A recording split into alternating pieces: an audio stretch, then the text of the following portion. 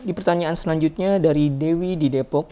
Assalamualaikum Ustadz, mau tanya kalau niat puasa bayar hutang Ramadan, niatnya sesudah azan subuh apakah bisa? Sesudah azan subuh. Bayarnya ini di akhir Sya'ban atau masih longgar? Iya. Nah, itu kan kewajiban. Apakah termasuk wajib mudayyak atau wajib muwassa? Nah, ulama melihat seperti itu. Kalau wajib muwassa, iya, maka iya hadis yang berlaku bahwa tidak sah puasa bagi orang yang tidak meniatkan sejak malam hari. Iya. La siyama liman la yubayyit, ya kan? Liman lam yubayyit asyam. Yubayyit itu niat Dari malam sebelumnya. untuk saum, kalau saumnya saum wajib. Iya. Ini kan qadha kan wajib. Iya, qadha Jadi harus diniatkan tuh sejak semalam. Ukuran malam itu bagusnya ya sebelum tidur bagusnya, atau sebelum tengah malam, atau ya sebelum akhir waktu yaitu subuh, ya kan. Nah, itu kalau tapi kalau waktunya mudhayyak, ini adalah hari tanggal akhir bulan Sya'ban. Iya. Yang nggak ada lagi kan? Masih ada hutangnya. Utangnya ya satu misalnya, ya kan? Ya tinggal hari ininya, bagaimana ini? Ya lalu terlewat pasang niat ya sebelum waktu subuh, tapi masih ada waktu ya cuma belum pasang niat, ya kan. Niat itu ada yang ditalafuzkan, ada yang langsung dipraktekkan. Ya, ini juga masalah khilaf di antara ulama. Orang yang ya talafuz bin niat itu dalam satu madhab, sebutlah madhab Syafi'i, itu wajib, ya kan. Bagi yang lain ya tidak perlu talafuz itu, yang penting langsung saja imsak. Imsak itu menahan diri dari hal-hal yang membatalkan. Nah, jadi ada pendapat yang memberikan kelonggaran, berarti ya sudah langsung imsak saja, tidak lagi makan minum kan, karena ini sudah mepet hari yang terakhir untuk qadha, ya kan. Itu bisa walaupun sudah azan subuh, iya kan. Karena ya ada mazhab yang tidak mengharuskan talafuz, ya. Kemudian yang penting imsak, itu yang paling pokok, imsaknya, menahan diri dari apa yang membatalkan puasa, ya. Karena pernah Rasulullah SAW juga, ya ini sudah siang, pagi-pagi, tanya ke istri beliau, Siti Aisyah, ya Aisyah, ini ada makanan enggak, kan begitu ya. Itu iya, kalau ada ya bolehlah, kan begitu ya. Kalau tidak ya nggak apa-apa, ya sudah asum saya lanjutkan puasa. Ini kalau puasa sunat memang ya longgar ya kapan waktunya gitu. Jadi yang penting sebelum zuhur ya tuh. Nah, tapi karena ini puasa wajib, puasa qadha, ya ada yang menggunakan ya kias. Ya kalau niat puasa sebelum atau sesudah dan ternyata dengan imsak ya sama saja. Berarti untuk kelonggaran karena waktunya udah mepet, ya tidak ada lagi, ya udah niatkan saja dengan imsak, ya terus insya Allah terbayar qadha ya puasa yang kurang itu. Wallahu a'lam. Baik, alhamdulillah. Selanjutnya pertanyaan dari Rahmat di Wonogiri. Apakah kelak saya akan dipersatukan dengan istri saya di surga? Apa kiat-kiatnya agar bisa hidup kembali bersama layaknya hidup di dunia? Ya, bismillahirrahmanirrahim. Pertanyaan yang sangat bagus ini kan. Jadi kalau orang ingin ya bersatu kembali di surga, tentu saja mempersiapkan ya, apa yang diperlukan. Rumah tangganya kan tentu rumah tangga yang bagus, lalu ibadahnya di rumah dan seterusnya, supaya nanti reuni di sana. Betul itu kan, karena surga itu kan hak prerogatif Allah. Allah berfirman ya di dalam salah satu ayatnya kan. Al-akhilla ba'duhum awliya'u ba'd. Ya. Al-akhilla ba'duhum awliya'u ba'din. Orang-orang yang berteman itu satu sama lain kelak kan jadi bubar tuh pertemanan. Iya. Ya, kecuali ilal muttaqin, orang-orang yang bertakwa itu pertemanannya akan berlanjut. Bahkan ya ibadillah khaufun alaikum wala antum tahzanun, wahai hambaku, ya tidak ada rasa takut, tidak perlu ada kesedihan. Ya, justru diberikan kegembiraan. Udkhulul jannata, tuh ya kan, masuklah kalian ke surga. Antum, kalian, wa azwajukum, istrimu, keluargamu, tuh baru dalam keadaan dimuliakan. Tuh kan. Nah, jadi insya Allah yang penting tentu soleh, ya, beriman, soleh, istiqomah, ya insya Allah Allah ya menjanjikan hal yang demikian. Bahkan jadi kesolehan itu menjadi penting, syarat ya. Nanti ketemu lagi, sebab kesolehan itu ikatan ya, batin. Di dunia ini orang yang ada tambatan hati mudah ketemu. Makanya al-arwah junudun mujannadah, hati itu akan bisa ketemu kalau dengan yang sama. Orang soleh dengan orang soleh mudah ketemunya itu. Tapi kalau beda ya susah ketemunya.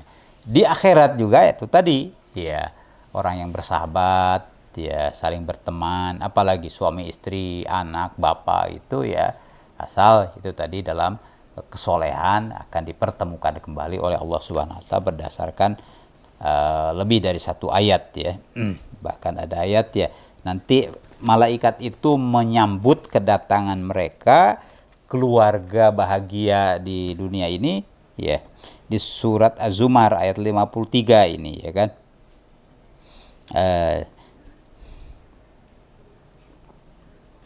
Di surat Az-Zumar disebutkan jadi nanti akan dipertemukan ya di sana, wal malaikatu yadkhuluna alaikum min kulli bab, ya, malaikat akan menyambut dan mengucapkan selamat datang begitu kepada keluarga yang reunian itu, masya Allah ya kan.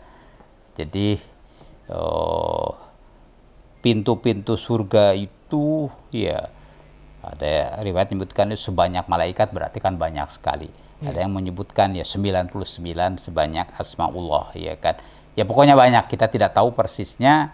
Malaikat itu siap menyambut kedatangan keluarga yang soleh-soleh itu, masya Allah. Salamun alaikum bima sobartum, itu kan. Selamatlah kalian itu sudah sabar selama di dunia ini, sabar mendidik anak, sabar itu sabar ini kan. Iya, apa nih, mau kubadar, betapa ya bahagianya ini tempat atau tempat yang disediakan oleh Allah Subhanahu wa taala. Ya, jadi betul insya Allah ya. Asal itu tadi kesolehannya terus dibina. Wallahul musta'an. Alhamdulillah, masya Allah, jawaban yang sangat amat kita perlukan, dan semoga kita dan keluarga kita bisa kembali dipertemukan di surga Allah kelak.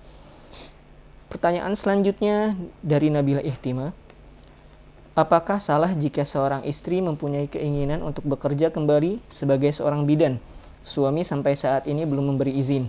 Apakah boleh melobi suami agar diberi izin, mengingat ilmu dan skill yang selama ini didapat punya peluang untuk disalurkan dalam hal yang baik dengan bekerja, atau menjadi ibu rumah tangga adalah hal terbaik? Sebetulnya bagaimana hukum istri bekerja di luar rumah, mengingat profesi bidan melayani kaum perempuan? Ya, amal soleh itu kan merupakan peluang dan kewajiban semua, ya. Suami dan istri. Al-mu'minun wal mu'minat ba'duhum awliya'u ba'din, ya'muruna bil ma'ruf wa yanhauna 'anil munkar wa yusari'una fil khairat. Nah, itu ayat ya kan, bahwa kaum perempuan, kaum laki-laki yang beriman, berarti kan termasuk suami istri, satu sama lain ya saling membantu, memfasilitasi, memperlancar, ya kan? Untuk apa? Amar ma'ruf nahi munkar, ya kan? Dan bersaing dalam fi'lal khairat, kebaikan-kebaikan. Nah, tentu amar ma'ruf nahi munkar, fi'lul khairat itu lingkungannya tidak hanya di rumah. Di rumah ya paling hanya makan, ya ke kasur, ke sumur, ke dapur, kan itu ya. Terbatas. Apalagi ada satu keahlian yang sangat diperlukan oleh masyarakat, dalam hal ini medis, kesehatan, dalam hal ini apa, bidan. Dalam kondisi sekarang kan Masya Allah kan apa namanya, perawatan hamil itu kan 9 bulan tuh. Betul. Kalau nanti mau melahirkan, persiapannya lebih khusus lagi. Pasca melahirkan sampai anaknya itu memungkinkan kan bisa setahun tuh. Ya itu memerlukan apa? Kalau tidak dokter spesialis ya bidan kan, begitu. Nah, satu RT saja berapa tuh ya yang akan memerlukan layanan seperti itu. Jadi dengan kondisi dan tuntutan yang ada, maka sebagai bidan itu ya merupakan amar ma'ruf dan fi'lul khairat. Kewajiban suami adalah memberikan dukungan, bantuan, ya kan.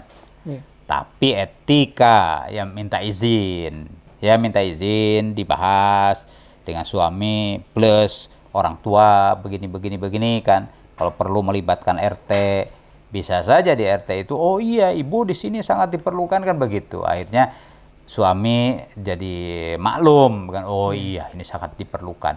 Pahalanya bukan hanya untuk ibu bidan itu, ya untuk yang memberikan izin, fasilitasi ya bagi man dalla ala khairin kafa'ilihi, siapa yang menunjukkan jalan, memberikan kemudahan untuk suatu kebaikan, dapat pahala kafa'ilihi seperti yang melakukannya. Jadi ibu bidannya dapat, ya suaminya yang memberikan keringanan, bahkan membantu mungkin ya ala kadarnya, ya ada fasilitas apa motor atau apa mungkin kan, dana sedikit atau apa. Itu dapat juga. Justru ya suami bodoh kalau tidak mendukung. Itu bodoh karena tidak tahu.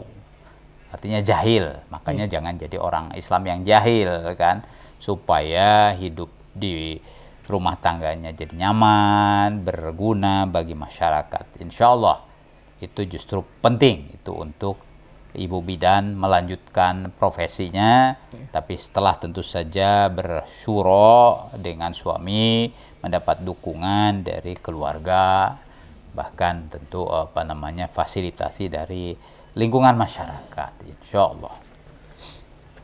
Jazakumullah khairan katsira. Selanjutnya pertanyaan, Assalamualaikum Pak Ustadz, saya mau tanya, saya masih dicuekin oleh suami. Saya sudah berusaha untuk baik, namun tetap masih dicuekin. Dalam artian tidak diajak bicara, kemudian tidak dikasih nafkah, dan mertuanya pun dicuekin. Kalau saya ajak bicara untuk menyelesaikan masalah tentang sifatnya terhadap saya dan orang tua saya, ia malah emosi. Saya bingung, akhirnya saya pulang ke rumah orang tua. Mohon solusi dan sarannya. Ya, Bismillahirrahmanirrahim. Allahumma sholli ala sayyidina Muhammad wa ala sahbihi ajmain. Ini kebalikan dari yang tadi kan. Tadi itu nusyuznya dari suami yang nusyuz, ya kan? Tadi istri ya. Istri yang nusyuz. Ya, sekarang ini suami yang nusyuz. Di Al-Qur'an ada juga itu kan. Apabila rumah tangga ini ada tanda-tanda tidak harmonis, ya dikhawatirkan nih istri yang nusyuz, maka langkahnya begini kan ada, yaitu tentu saja ditegur, ya lalu pisah tempat tidur, ya bahkan diberi peringatan, ya kan, itu sampai seperti itu. Bahkan ya kalau perlu ya diriungkan dengan keluarga, jadi ada langkah seperti itu. Nah, bagaimana nih kalau ya tanda-tanda ini suami ini yang mencuekin, ya kan, bahkan tidak memberikan nafkah, itu berarti kan sudah durhaka itu suami. Tapi kan bagaimana? Ya udah pulang aja ke orang tua. Itu juga bukan penyelesaian, sebab tetap selama dia itu istri, ya harus taat dan izin kepada suami kalau keluar, ya. Ya tidak bisa udah tinggalkan aja, toh dia juga dicuekin, enggak. Tentu disampaikan begini, dalam Islam begini, ya kan, sampean selama kalau begitu ya ima ya saya dilepas ya, atau bagaimana, kan begitu. Kalau mampu dialog langsung bagus, tapi kalau ketutup minta bantuan kepada orang masyarakat di situ, ya ada yang dituakan, ya kan, mungkin ada ustadz atau pemerintah di situ bisa bantu, ya kan, sebab kalau sebuah rumah tangga itu soleh tentu akan bermanfaat juga bagi lingkungannya. Nah tuh, ya kan, itu dilakukan langkah itu, yaitu al-hakamain, ya, langkah untuk mendamaikan dari kedua belah pihak gitu. Nah ya, nah jadi tidak minggat seperti itu, tapi berdialoglah, kemudian dirundingkan, bahkan sampai menempuh prosedur al-hakamain tadi, ya. Apa istilahnya, arbitrase, ya, arbitrase. Bisa arbitrase formal, sebab sekarang ada lembaganya di KUA, ya kan, atau ya udahlah, hubungi saja siapa yang ngerti di situ, yang dituakan, atau juga begitu secara kekeluargaan. Jadi ada arbitrase itu, ya, sebelum tentu saja kabur atau bagaimana. Ada sebelumnya itu, sebelum arbitrase, yaitu as-sulh namanya. As-sulh itu memberikan konsesi kepada suami atas, ya, kewajibannya. Itu memberikan nafkah misalnya sebulan sekian, tapi kelihatannya ini suami agak berat begitu, ya. Ya kalau terus dituntut seperti itu, dia juga agak apa namanya, dia tidak enjoy lah, bahkan agak ngambek. Ya udah, as-sulhu was-sulhu khair. Jadi dipotong, Bang, ya nggak usah sekian, ya udah separuhnya saja atau sekian saja. Nah jadi itu juga akan meringankan, ya, beban suami. Itu saya tidak apa namanya mentang-mentang, tidak memberi keringan. Mudah-mudahan dengan begitu, iya, orang itu kan kalau diberi perhatian, namanya manusia itu makhluk sosial, iya kan? Iya, makanya kalau orang Assalamualaikum, kecuali yang pengel banget, ya akan jawablah Waalaikumsalam. Itulah makhluk sosial, ya kan? Apalagi ini suami istri, ya tidak bertutur kata, ya mulailah begitu kan. Wa khairuhuma alladzi yabda'u bis salam. Yang terbaik dari keduanya itu yang memulai komunikasi gitu kan. Iya. Lalu kalau sudah terjawab, baru dialog dikit-dikit sampai ada tadi as-sulhu, lalu ada arbitrase. Insya Allah itu jalan-jalan yang digariskan dalam Islam, itu tentu saja akan membawa kepada kemaslahatan. Jangan dulu kabur begitu. Tahapan ini ditempuh dulu, insya Allah, tentu dengan penuh doa dan tawakal, ya, kepada Allah Subhanahu wa Ta'ala. Terima kasih Ustaz. Untuk selanjutnya, pertanyaan dari Wahid Ahmad. Ustaz, bagaimana cara kita bergaul dengan teman yang bermazhab Salafi Wahabi? Dalam ibadah yang sepaham kami tidak masalah, tapi dalam masalah lain yang tak sepaham, mereka terus memaksa menyatakan bahwa mereka paling benar. Ya, soal pahala itu soal Allah Subhanahu wa Ta'ala, ya kan? Ibadah yang makbulah, yang diterima dan yusabu alaiha, karenanya mendapat pahala, itu kan Allah yang Maha tahu, ya kan? Walaupun nampaknya ini kita sholat nih, kita puasa, tidak jaminan puasa kita ini semuanya diterima. Mungkin ada yang jebol juga dari sisi akhlak, ya kan? Nah, jadi nggak bisa lah main begitu-begitu. Pokoknya yang aliran ini pasti diterima, enggak. Iya kan? Karena syarat diterimanya ibadah itu wa ma umiru illa liya'budullah mukhlishina lahuddin hunafa. Ayat 2 ya kan. Itu dalam surat Al-Bayyinah ya. Iya, mereka itu tidak diperintah melainkan apa? Beribadat kepada Allah. Ya. Terutama yang pokok-pokok kan. Satu, mukhlishina lahuddin, ikhlas kepada Allah ya. Ikhlas ini kan nggak kelihatan, ya kan? Nggak kelihatan karena persoalan hati. Yang kedua hunafa, hunafa ini condong kepada kebenaran yaitu mutaba'ah sunnah Rasul Shallallahu Alaihi Wasallam dan tentu saja keadaban-keadaban ya akhlak-akhlak ya kesempurnaan itu ya. Kalau soal mazhab ini mazhab itu kan urusan ahlu dzikri lah ulama ya kan. Itu dalam hal-hal yang sifatnya kaifiat teknis itu misalnya saja apakah subuh itu ada kunut atau tidak misalnya begitu-begitu kan. Iya, tanpa kunut juga sah. Iya kan, karena ada riwayat ya kan Rasul tidak selalu kunut kecuali dalam situasi gawat yaitu kunut nazilah ya kan. Nah, jadi tidak bisa diklaim kalau yang tidak kunut itu paling sesuai dengan sunnah Nabi. Tidak, yang kunut juga atas dasar sunnah Nabi Shallallahu Alaihi Wasallam. Nah itu kalau persoalan khilafiyah, ya jangan masuklah, serahkan saja kepada kiai-kiai, alim ulama. Ya alim ulama. Gimana ini?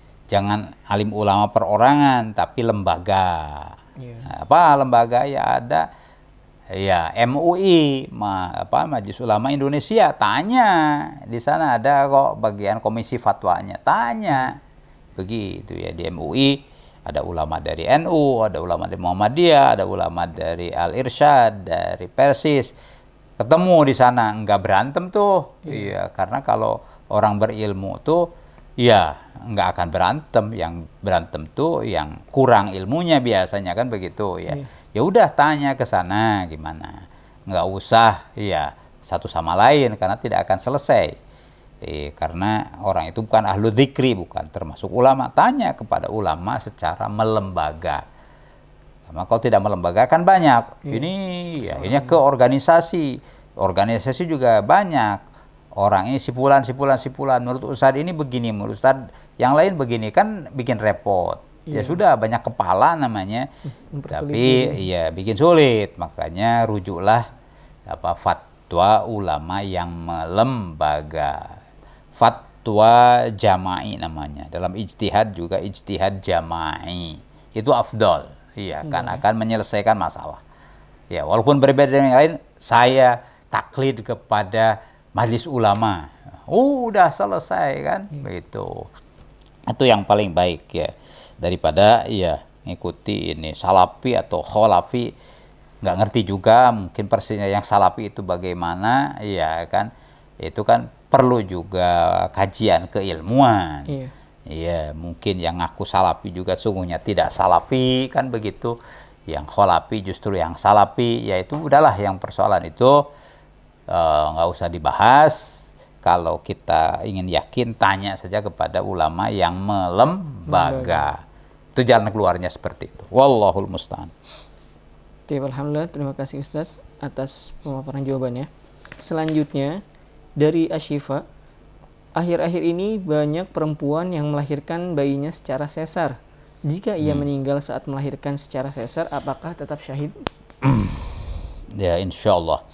Satu waktu Rasulullah bersabda bahwa ya syahid itu banyak, bukan hanya syahid fisabilillah, yaitu syahid dunia akhirat, ya kan. Kata sahabat, ya Rasulullah, kalau syahid dunia akhir betapa sulitnya kami mencari syahid saja, nggak dapat tuh.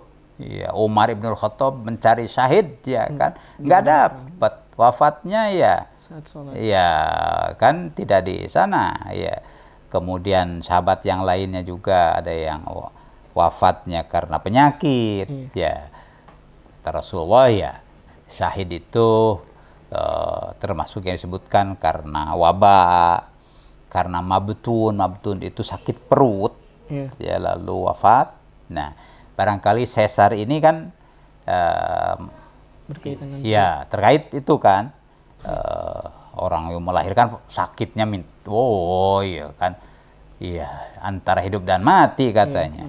Ya termasuk mabtun, itu mabtun gharik yang tenggelam, ya kan, yang ketimpa reruntuhan. Sekarang kan banyak juga ya tanah longsor atau rumah yang ambruk atau kebakaran.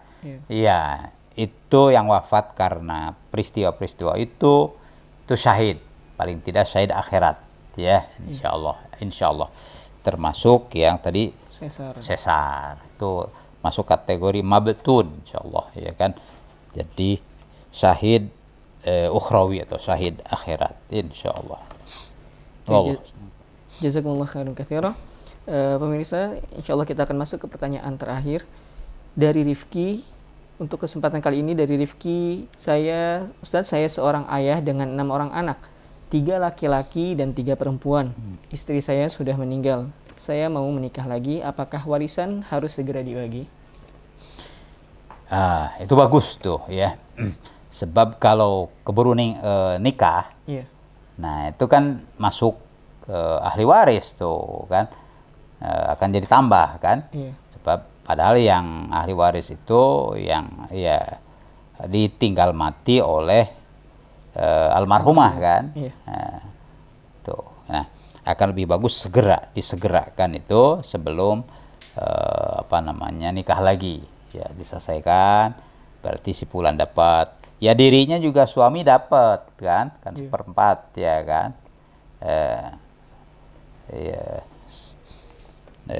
Lalu dapat antara setengah dan seperempat, ya kan.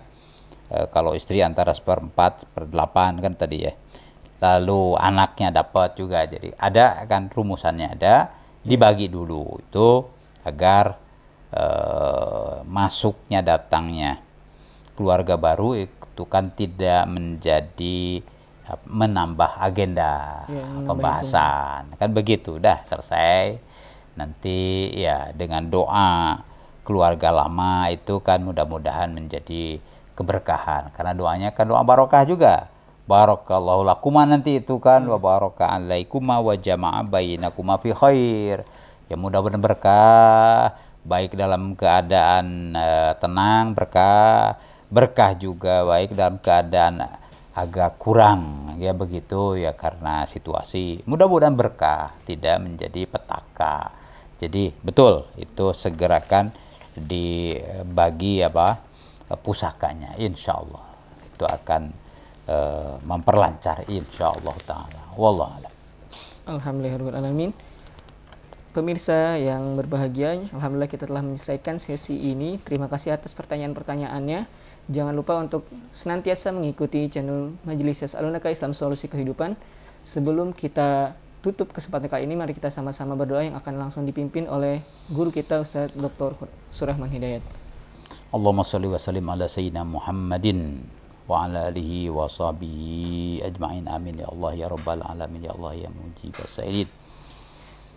Allahumma ahsin akibatana fil umuri kulliha wa ajirna min khizyi dunya wa adzabil akhirah. Allahumma inna nas'aluka salamatan fid din wa afiyatan fil jasad wa ziyadatan fil ilmi wa ziyadatan fil ilmi wa barakatan fil rizqi wa barakatan fil rizqi wa taubatan qabla al maut wa rahmatan indal maut wa maghfiratan ba'dal maut. Allahumma hawwin alaina fi sakaratil maut wa nas'aluka an-najata minan nar wal 'afwa indal hisab. Allahumma sallimna wal muslimin wa afina wal muslimin waqfina wa iyyahum min jami'i syarri masaibid dunya wad din wa jannibna wa iyyahum minal fitan ma dhahara minha wa ma batan. Allahumma jannibna wal muslimin minal waba wal bala wasyaqa ma la yakshifu wa la yadfu ghairu ya rabbal alamin. Allahumma inna nas'aluka salamah wal afiyah wal barakah fid dunya wal akhirah. Wa sallallahu wasallam ala nabiyyina Muhammad wa ala alihi washabihi ajmain walhamdulillahi rabbil alamin.